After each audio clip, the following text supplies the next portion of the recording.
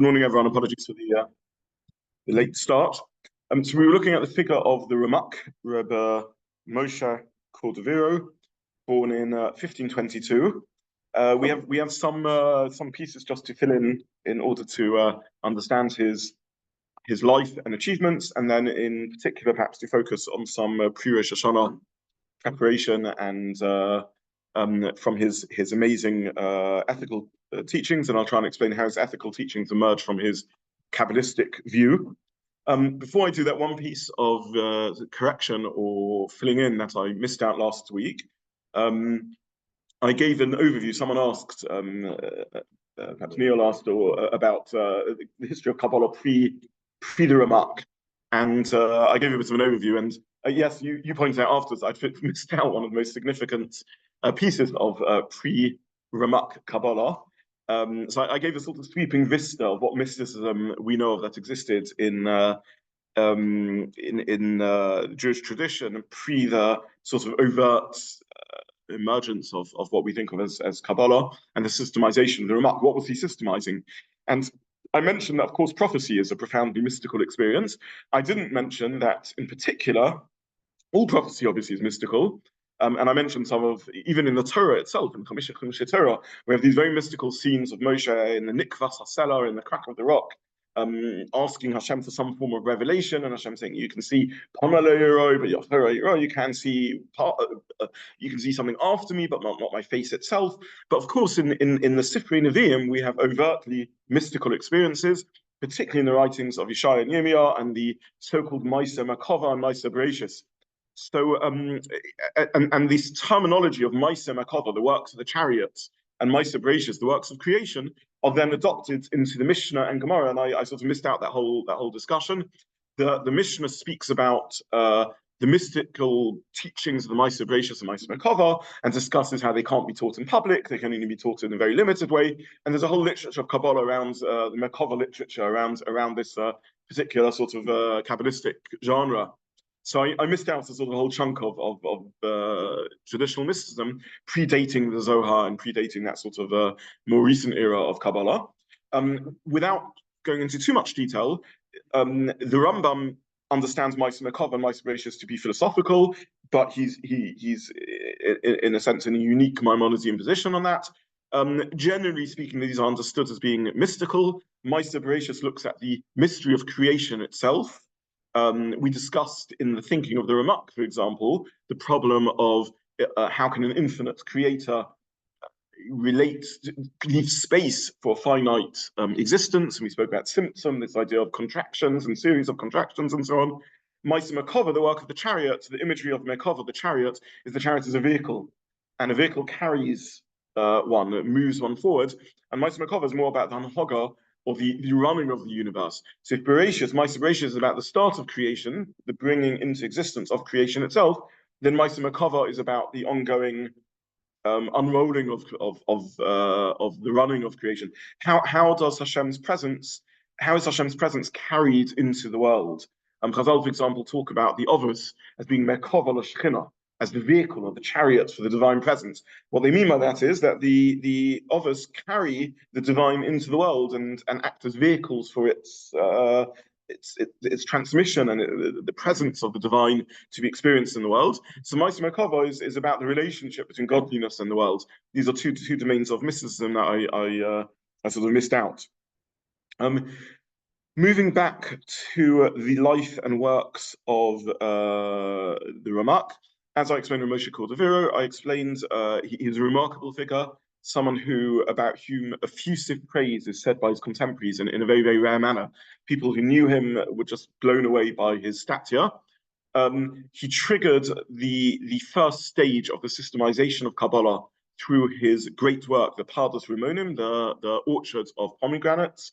And the reason it's not so well known is because very quickly his student, the Ariza, the famous Rabbi Yitzchak Luria, launched a second stage of systemization, which then superseded his first stage.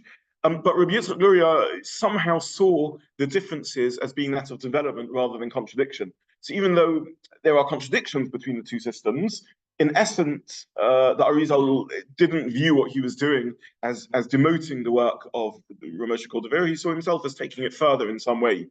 Rabbi Yitzchak himself, I think I mentioned last week, asked to be buried next to the Ramak.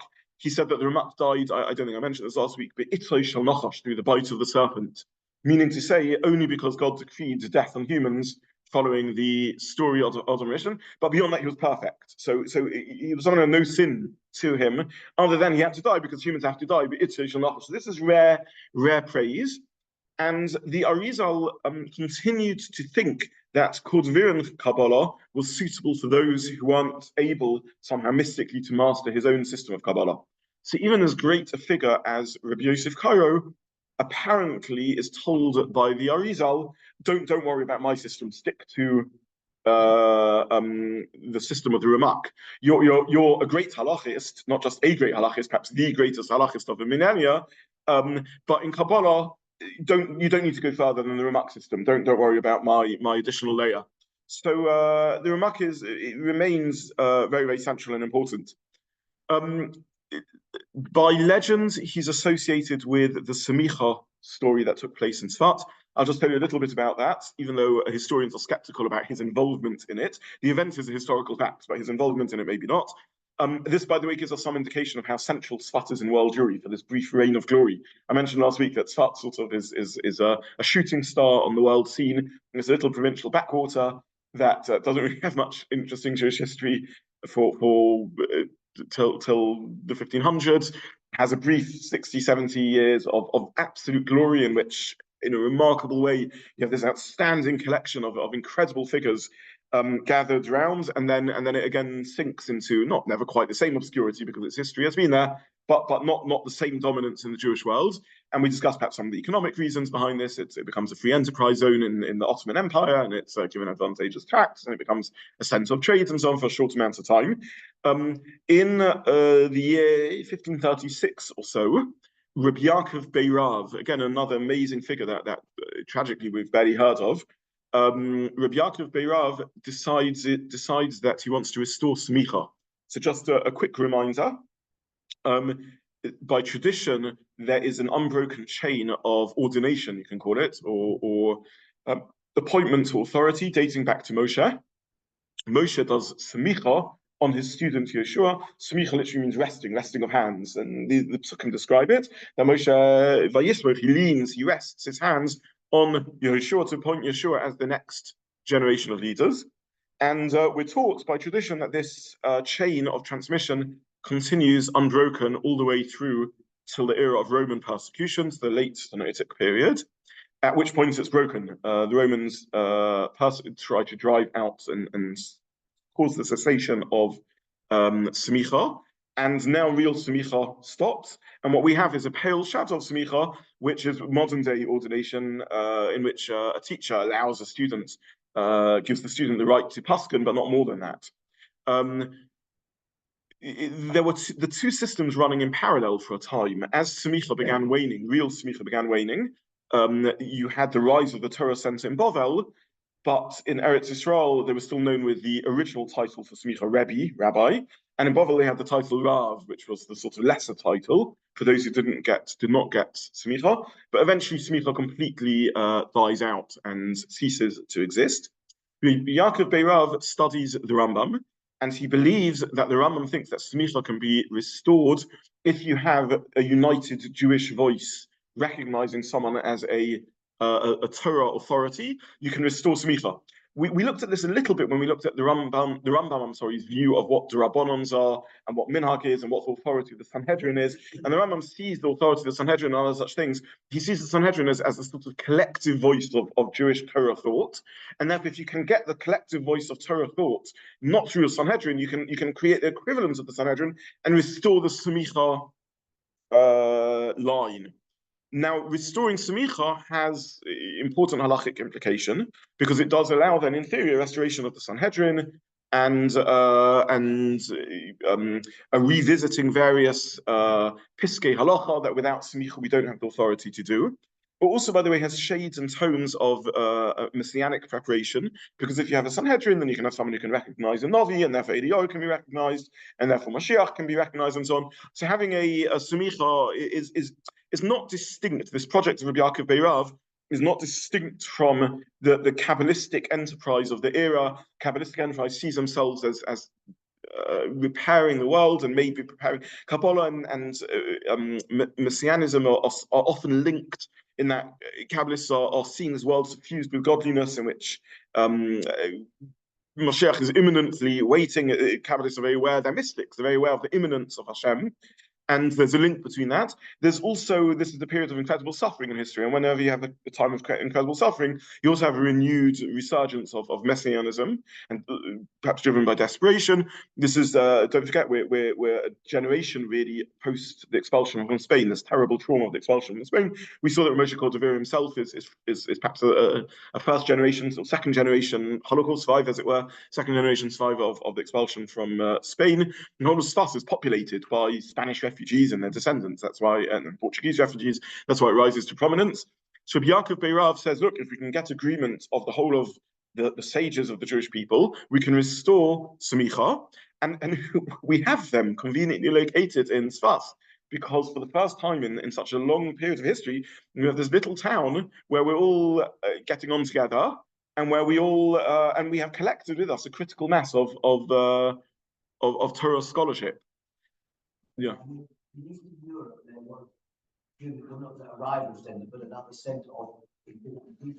You do. You have in Krakow the Ramah, who's a contemporary of this, the great Moshe Isserlis, another amazing figure who perhaps in the series we can look at one day. And he's obviously very well known, but we don't know a lot about his we know about his halacha, we don't know a lot about his philosophy and so on. He was a philosopher, a student of, not a direct student, but saw himself as a student of the Rambam Monavuchim, very interesting. But they say this is Eretz Yisrael. We have it all Chachmei Eretz Yisrael. The project fails, though, because of this point. There are other Chachmei Eretz Yisrael who are excluded from the project. Yerushalayim is a Torah center. Yerushalayim is not a major Torah center. Sadly, Eretz Yisrael has not been a major Torah center for a long time, but it still has Chachamim, and they object to Rabbi Yaakov Beirav's project. Either way, Rabbi Yaakov Beirav does launch this project, and Smicha is granted to a few outstanding individuals, one of whom, for example, is Rabbi Yosef Karo. I mean, who better to deserve Smicha than the great Rabbi Yosef Karo, the author of the Shulchan Aruch, who is the outstanding halachist of the era, no doubt. And a number of other individuals are given smicha, the Alshech and various others.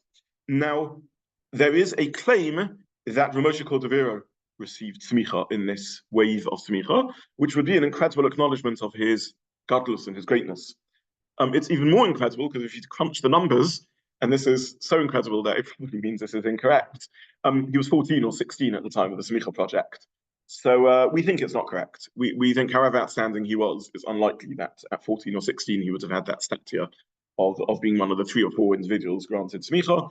So we think this is a mistake, and he wasn't associated with that particular project. As I mentioned, though, he does become an outstanding halachist, besides being an outstanding Kabbalist. He's quoted by the Beis Yosef himself, the great Rabbi Yosef Karo. It was a teacher of his in halacha, but then they become correspondents in halacha, and we have records of teshuvas where Rabbi Yosef Karo asked him, "What's your halachic view on the matter?" So he's clearly an outstanding halachist, but we don't think he's part of the smicha story. Okay, so sorry, yeah. I heard because they wanted to introduce markers for the teshuvah of those. Yes, yeah, that may also be the case. Yeah. Who converted. Yes, those who converted to. Maybe not, but yes, there were those who converted to. They began flocking to Sfas, refugees from Spain who were forced to convert to Christianity, and maybe they're looking for a repair, and maybe Smicha will help in that also. There's a lot of discussion over exactly what the motive is. Yeah, that's a fair point. Okay, so that's his. That's the sort of stories he's associated with. I mentioned already that he dies young in his 40s. He leaves behind as his literary executor his 8-year-old son Gedalia and his wife. They are impoverished. The Ramak himself probably was very poor throughout his life, as far as we understand, and they sell his writings to outstanding Kabbalists who go on and to publish them. They sell them to the Ramar Mipano, I'm sorry, who is Italian, Kabbalist, and ultimately they reach the Shloh and make their way through Italy and into West Europe and then into East Europe. And they're outstanding. As I said, they have an amazing impact, though ultimately superseded by the Kabbalah of Ariza. Let me just spend a few minutes talking about the Sforim he wrote, and then I want to focus on the Tomer Devorah in particular. So let's just run through some of his works. I mentioned already his Pardas Rimonim. His Pardas Rimonim is this encyclopedia of Kabbalah, which is the first great systemization of 1,000 years of Jewish mysticism. That's just been all over the place with Medrashim. I mentioned the Hicholis literature and the Merkavim literature, which I forgot to mention, should have mentioned, and even just the Nevi'im and the Gemara's descriptions of mystical experiences, and the Zohar and the Sefer Yetzirah and the Sefer Sheikh and a whole array of hundreds of Kabbalistic Medrashim and Sefer Nelom. And all of that is just an extraordinary fermenting of ideas of Kabbalistic thinkers from the 1200s and on. And all of this is just all over the place, and he systemizes it in an amazing system. And it's really that systemization that allowed Ariza then to create his system. That's the Sefer Pardas Rimonim, the Orchard of Pomegranates. At the end of his life, we're now going out of order, he writes a Sefer called R Nerav, the Pleasant Light, which is two things really. It's a summary of his Pardas Rimonim, a much shorter summary of all Kabbalistic ideas, and it's also a piece of Kabbalistic salesmanship. He wants people to learn Kabbalah. He thinks it's really, really important. And therefore, in R Nerav, he argues that Kabbalah has to become part of the standard literature of a Talmud Chacham. Interestingly, he sort of mirrors it on the Rambam's beginning introductions to Hilchos Yesod Torah. So the Rambam in Yesod Torah has a project, and the Rambam's project is that it's not enough just to be a halachist. You can't just learn Havayas to Abaye V'Rava, the debates of Abaye V'Rava, if you want to be a well-rounded Jew. More than that, if you really want to be a Jew who has an inner depth of relationship with Hashem, you have to learn the inner depth of Torah, the secrets of Torah, the godly insights of Torah. It's not enough just to learn halacha. You'll be a limited person in your spirituality. The Rambam, okay, my time here is showing is wrong. Okay, the Rambam, by that means philosophy. The Ramak, the Pardas Rimonim, by that means Kabbalah. But they have a commonality between the two, in which they both believe you have to think about God and godliness, and you can keep halacha and not think about these things. And okay, you're sort of tick boxing as a Jew, but you're missing a whole dimension to spirituality. So he parallels quite the language and so on in R Nerav, but basically he's trying to persuade people to learn Kabbalah. Okay, that's his Sefer R Nerav. He writes a massive commentary on the Zohar called Ur the Precious Light. And he also writes a very, very interesting work called Sefer Gerushin. Sefer Gerushin means the word Gerushin is nowadays used for divorce, means the book of divorce. But in that era, it was used for the book of exile or expulsion, you can call it. For example, the expulsion from Spain is known in Hebrew as Girush Sefarad, the expulsion from Spain. So he writes a Sefer called Sefer Gerushin. What is it? It's very, very interesting. It's his diary and mystical reflections on his own personal mini expulsions. So he thinks that there's an avodah, there's a way of worshipping Hashem and refining oneself, in which one goes into a voluntary mini exiles.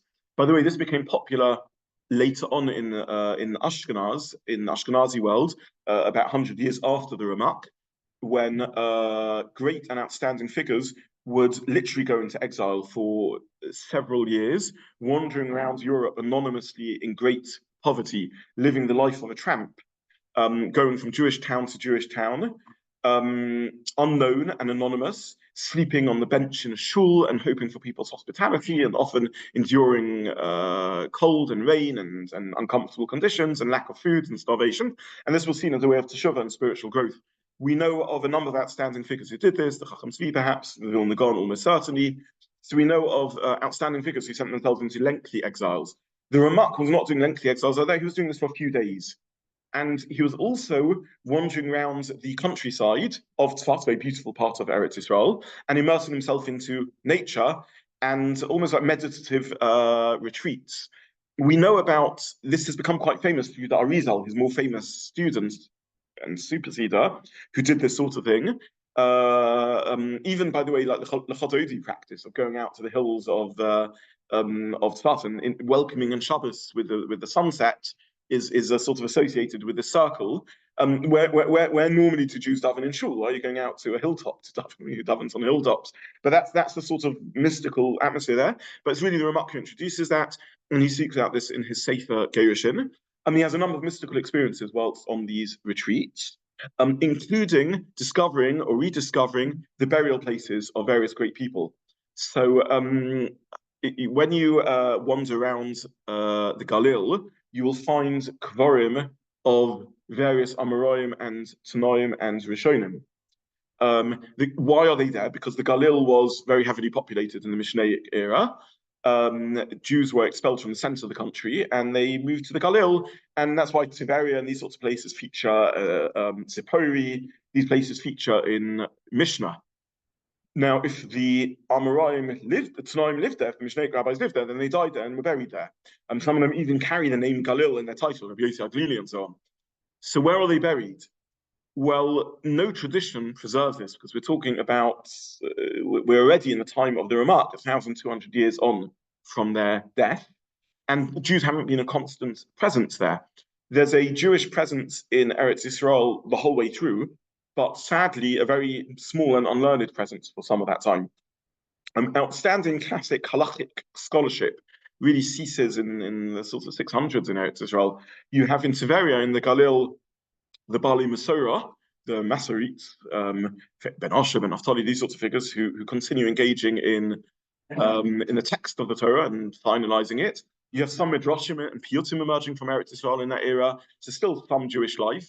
Fast forward to the year 950 and on, almost nothing coming out of Eretz Yisrael, not much going on, till there's some Sfadi immigration and the Ashkenazi, the Bali Tosfos moved to Eretz Yisrael in the 1200s. They're moving to Yerushalayim. The Galil and even Eretz Yisrael itself has had very little Torah there. No one's preserved where these Kvarim are. So how do we know where they are when you go and daven in a keva in the Galil? Because someone's identified as a keva. Who's identified as a keva? Often people like the Ramak and the Ariza. So the Ramak, in his wanderings, comes across a place and he has a mystical experience, and he determines that this place is a holy spot where a particular Tana has been buried, and that becomes then labeled as the burial place of the Tana, and Ariza carries on and does similar things. So there are many of the burial places of the Tanoim, when you engage in Galil tourism and you go to the various Kvarim, many of them are identified through these mystical means rather than through sort of standards, tradition or historical record and so on.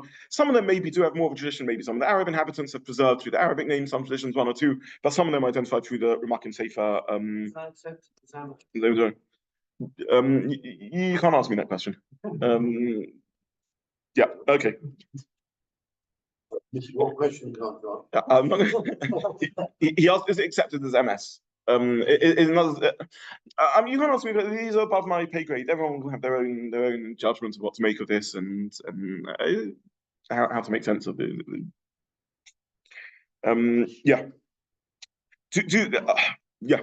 it's a separate discussion about Kabbalah and Islam and the whole how one understands such ideas and something. Yeah. Tefillah is always a good thing, and if you're not praying to the figure, you should never be praying to the figure. But if you're praying to HaKadosh Baruch Hu and a great Makubal has identified this is a spot of Kedusha, why not? It's a good thing to do. Yeah. Okay.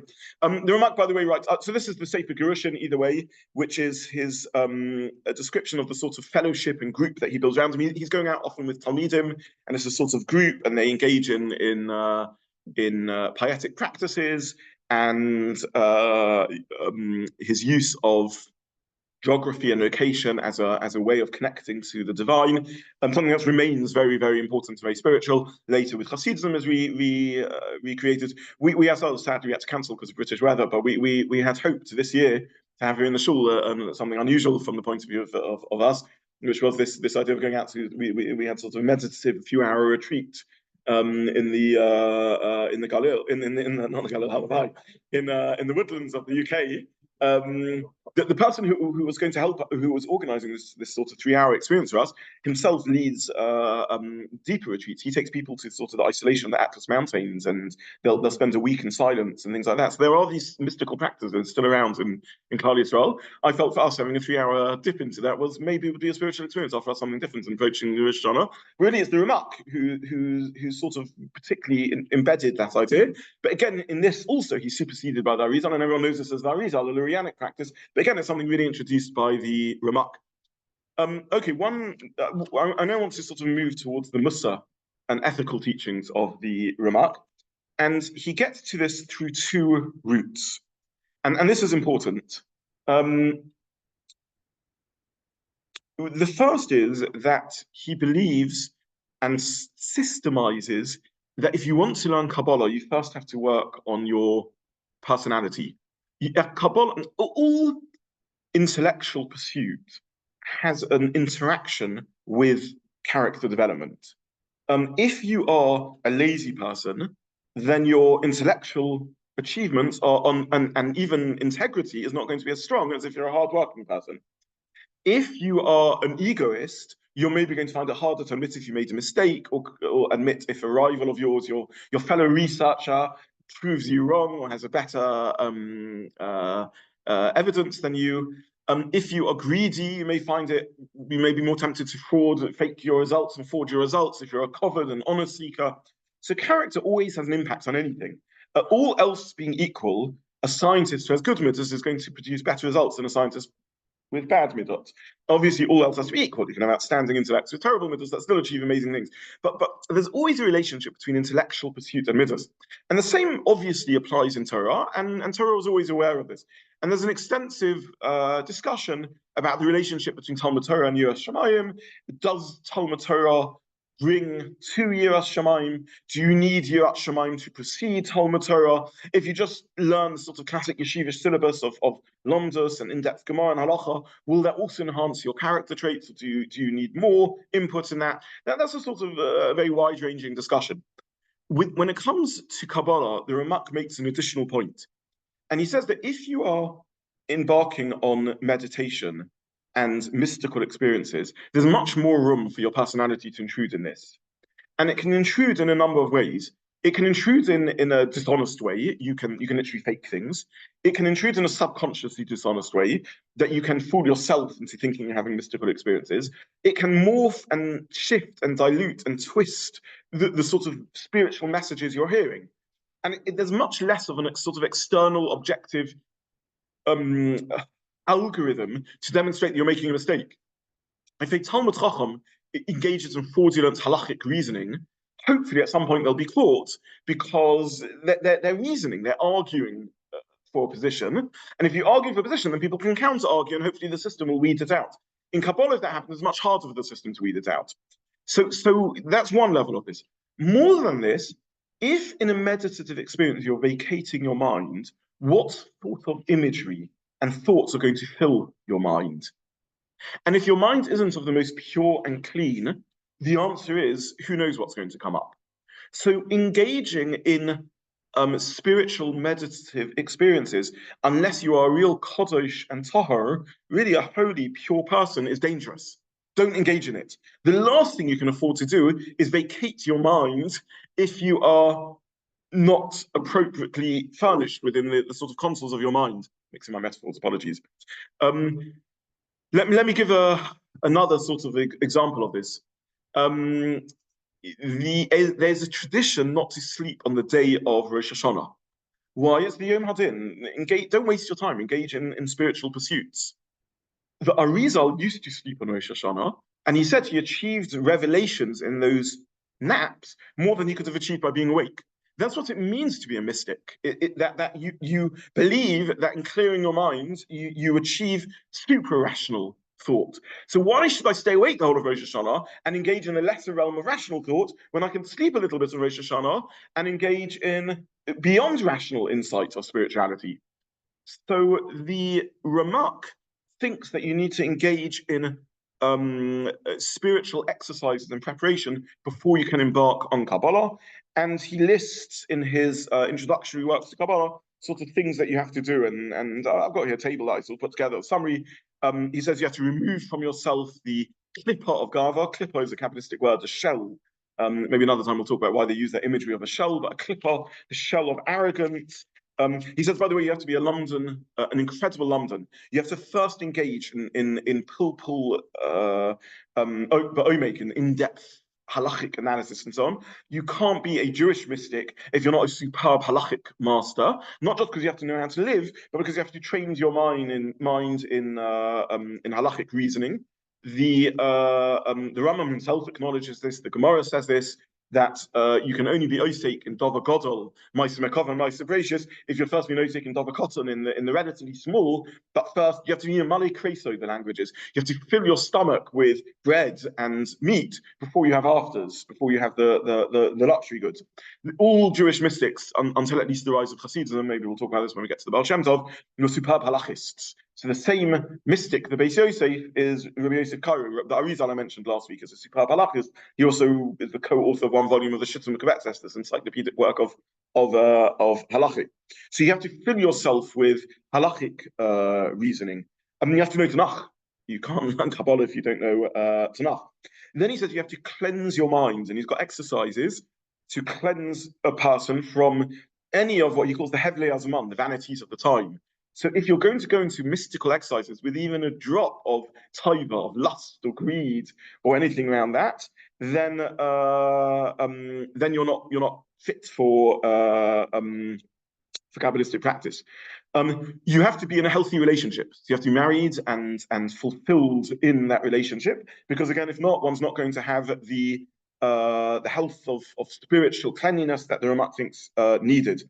You have to have achieved a certain age. You can't be too young. You can't be in your teenage years. You have to be at least 20. The Ramak himself started Kabbalah, as we said, when he was 20. He speaks about you need to have mastered lower level spiritual exercises, like being able to master awe of Hashem balanced with simcha. If you don't have awe, then yira we often translate as fear, but it's a little bit of a mistranslation. It's more yira, it's more awe. If you're not aware of the sort of gulf of of awe of the divine, and that has to be balanced with simcha, with joy, because if you're fearful, that's also not the Kabbalistic mindset. You shouldn't be terrified of Hashem, you should be in awe of Hashem. So you have to have the ability to sort of balance these two. You have to be an honor, you have to be modest, and so on and so forth. So he has a whole list of sort of spiritual states that you need for proper engagement in Kabbalah. I'm going to try and use the last 8 minutes that remain to us just to speak about the Toma Devorah, because I think this is our last. Yeah, that means our last show before HaShana. Next week will be Tzom Gedalia. I think Davin will finish late again, and we'll be fasting and so on. So I'll just try and. Are we up for next week? Should we rather do Toma Devorah properly next week? Yeah. Yeah. Okay. So I'm going to stop here. Next week we'll do the Toma Devorah, the great work of the Toma Devorah. So we're finished from my point of view. I want to say about his biography. I've given you an overview of some of his mystical ideas. Next week we'll look at his really important Mussar work, the Toma Devorah, and then we'll. So this will be a 3-part series rather than a 2-part series, and it is appropriate for Yom Kippur. Yeah. Still 8 o'clock. Yeah. Yeah. I mean, that's fine. I'm just saying we're a bit later.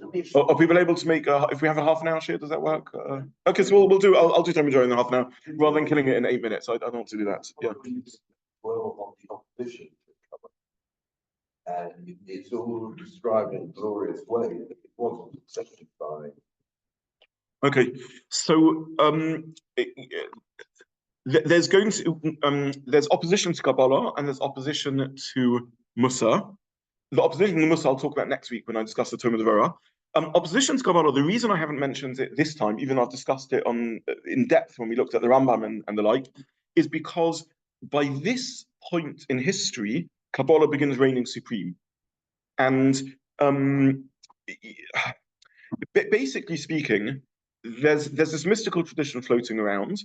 There's opposition to it from some of the Gaonim, the Rambam famously, and the followers of the Rambam, who promote philosophy over Kabbalah.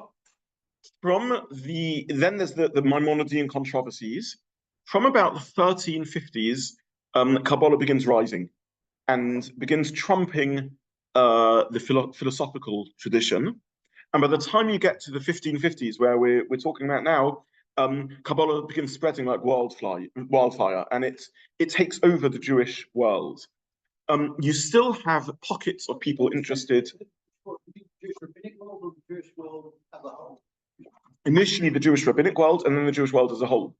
So you have pockets of. I don't like the terminology because it implies that mystics aren't rationalists, but I'll call them rationalists for now. The opponents of mysticism. You have pockets of rationalists in what become, relatively speaking, backwaters of Jewish thought. You have in Greece some of it, you have in Italy some of this, but these are no longer massively important Jewish centers. In Eretz Yisrael, in Turkey, which is the new Sfarad, in North Africa, in the Middle East, in East Europe and in West Europe, Kabbalah begins spreading, largely through the work of the Ramak and Ariza, who make it more accessible, and it speaks to people. And people are seeking something, and they're desperate. And then there's the terrible events of Tach v'Tach and the Cholmenetsky massacres, and people are even more seeking wisdom, and Kabbalah rises yet further. Then you have the Shabtai Tzvi debacle, and suddenly people become aware of the dangers of the popularization of Kabbalah, and you have opponents to the popularization of Kabbalah, but not Kabbalah itself. So the Misnagdim who are opposing it being overly taught are still believing in Kabbalah, they're just not popularizing it. And then near the same time, you have the rise of Hasidus, which is absolutely propagating Kabbalah. So, and really, there's only serious opposition to Kabbalah from a lone individual like Rabbi Ariza de Medina in Italy, or with the rise of Haskalah when there's a renewed interest in rationalism. But we're looking at the start of 5 centuries in which Kabbalah is on the rise, and there is not massive debate. The Ramah is a philosophy; he's interested in philosophy, but there's not the same raging controversy around the ideas of Kabbalah as there been previously. So that's why I'm not mentioning it from the rise of, in the context of the Ramak. The Ramak is not facing much opposition. He's there in Tsefat. He's surrounded by everyone's engaging in this. Maybe one figure in Tsefat who isn't is maybe Rabbi Yisrael Najara of Cordovero fame. I could have mentioned him also. He lives for a time in Tsefat and then moves to Gaza. But there's very little opposition to significant opposition to Kabbalah at all. Sorry, I wanted to write a book to democratize, to make it more available. Yes. And he writes that it should only be studied by a certain class of person, who's a very, very limited class of person. Yeah, he's trying to popularize it for the elite, for the rabbinic class. He's saying you need this, but you're really going to have to work hard if you want it. So the same way as he's saying you're not complete if you don't do it. And I'm echoing the words of the Rambam. I'm also telling you, but this is a really tough discipline. This is only if you're not going to be intellectually lazy and you're going to really put your heart and soul into it. I'd be fascinated if one of these wild ones in the book about what's not the other Kabbalah. Yeah. Well, in the case of the Ramak, we're just talking about a few days here and there. We don't know the name of his wife, but we know that he's a brother-in-law, as I mentioned, R Shlomo Alkabetz, and we know that she's proud of his work, and she is a literary executor. Yeah, she engineers both for financial reasons, but also to promote it, the sale of his work and publication of it in Italy and the like. So yeah, but we don't know. I don't know. Yeah. Look, the remark. What I would say is that we'll see next week in the Devorah what an incredible Baal Mussar the Ramak was. And again, I mentioned his contemporaries speak about him in incredible terms. So I think it's safe to assume he's a great husband also. But yeah. Counterintuitive. Because he's saying that you have to be a McGregor to learn it. And you try spilling over onto the masses.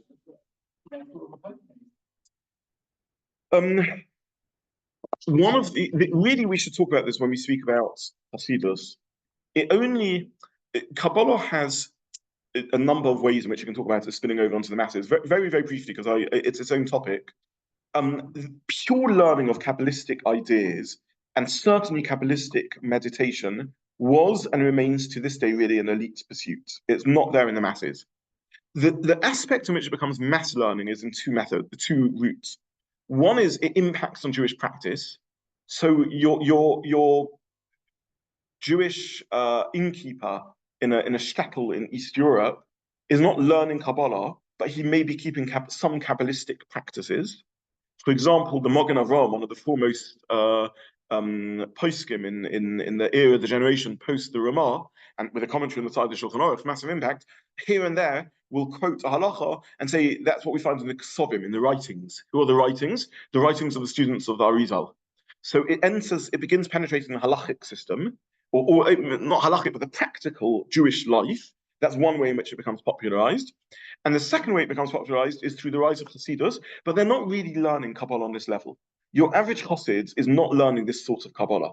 They're learning a type of applied Kabbalah, not applied Kabbalah in a magical way, but applied Kabbalah in an ethical and spiritual development way. So they may be using some words of mysticism, but really they're not in depth probing what we mean when we talk about Hashem being immanent. They're just saying, since Kabbalah teaches us Hashem is immanent, we need to live with an awareness of his presence.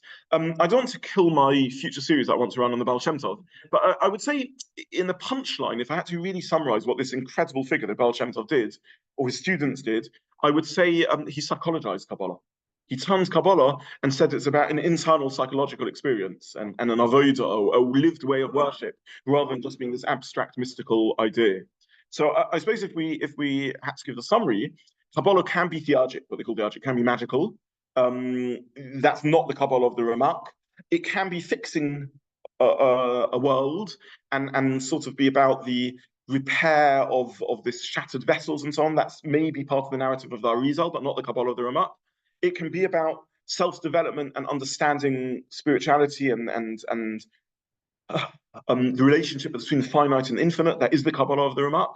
And then it can be influencing practice. That's the beginning of the popularization of Kabbalah in maybe the years 1600 to 1800 going on in the halachic system. And then it can be the psychologizing of Kabbalah and the sort of living. It's saying to a common person, you're not a Kabbalist, but live with that simcha of the presence of Hashem in everything in your life and see it and know that everything that takes place has great mystical significance to it. If you're drinking a cup of coffee and you put sugar in it, reflect on that. And this is serious stuff, by the way, let's even talk about this. And you're taking bitter coffee and you're sweetening it. That's mituk hadin, right? What we want to do on the Yammim Noraim is we want to sweeten the din. So even when you're putting sugar in a cup of coffee, that's a reflective opportunity for spirituality. So it's taking the sort of mystical idea that everything you do can be God infused, but it's not really teaching people meditative and secret mysticism on the level of the Ramah. It's just saying, since the Kabbalists have taught us that everything is God infused, you can get that in your daily life also. Maybe that's one way of summarizing Hasidus. Like I've killed my series on Baal Shem Tov, but with that we will stop. I wish everyone a trailer, yes, a teaser.